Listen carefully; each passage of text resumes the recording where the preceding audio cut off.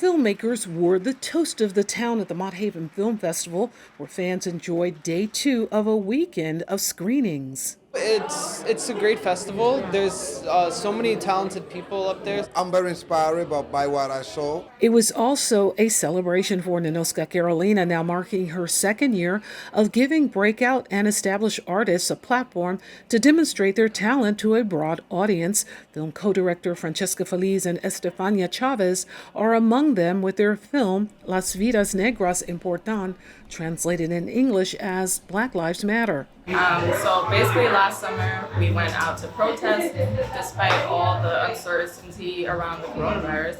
We still thought it was very important to document what was going on because it was a part of history. It is a part of history.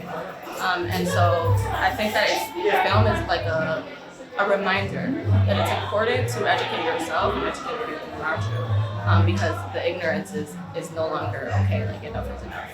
It's been a year since we released it, we made it, and since that year we've seen, not specifically with our piece only, but just this movement around media making and how we're consuming and how we're, communicating and holding each other accountable in this last year. What we have seen is that this education, these conversations starting. I've been seeing, in media, in entertainment, an active, being proactive in that, in trying to have conversations around mental health on screen, trying to have conversations about our communities, really trying to bring things to the forefront that we haven't before. So, it has been a tough year. We're still going through it, but, I am proud to see that we are actively in that, still trying to move forward and still trying to make those changes. And talk about a day at the barbershop gone wrong. It's called Fade and directed by Leonel Severino, who also starred in it, with an ensemble cast, including husband and wife team Maria Hernandez and Chris Anthony Hernandez. And we were able to capture that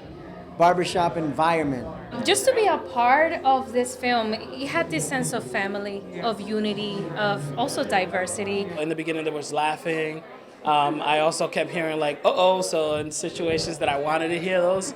Alvaro Franco, director of After the Equinox, talked about his film that focuses on two ex-classmates that run into each other in the park, and he wants this to be the takeaway for his viewers. We live in an age where we should be upfront with each other and not feel that we need to put on artifices. Amaurys Grullon is co-founder and owner of Bronx Native and director of Change the Narrative.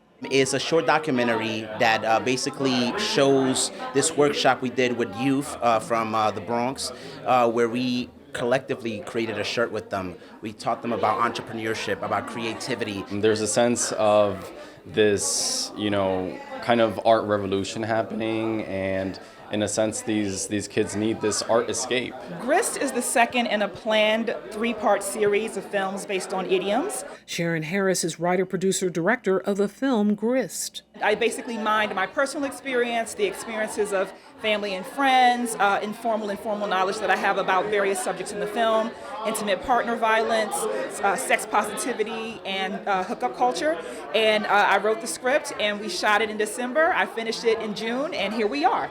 And here's Harry Santiago. He's writer and director of Funny the Way It Is. It's a silent film, black and white, old style, and it stars my family. This is just one of the winners, but all our winners share Carolina, who can be counted among them for developing the idea of a Bronx Film Festival in 2019, while on her way to one in California. And now 2 years later, she's seeing the fruit of that labor. It's been a wonderful night, and I'm glad that people are here enjoying each other, networking, exchanging information. For a full list of winners, go to mhff.nyc.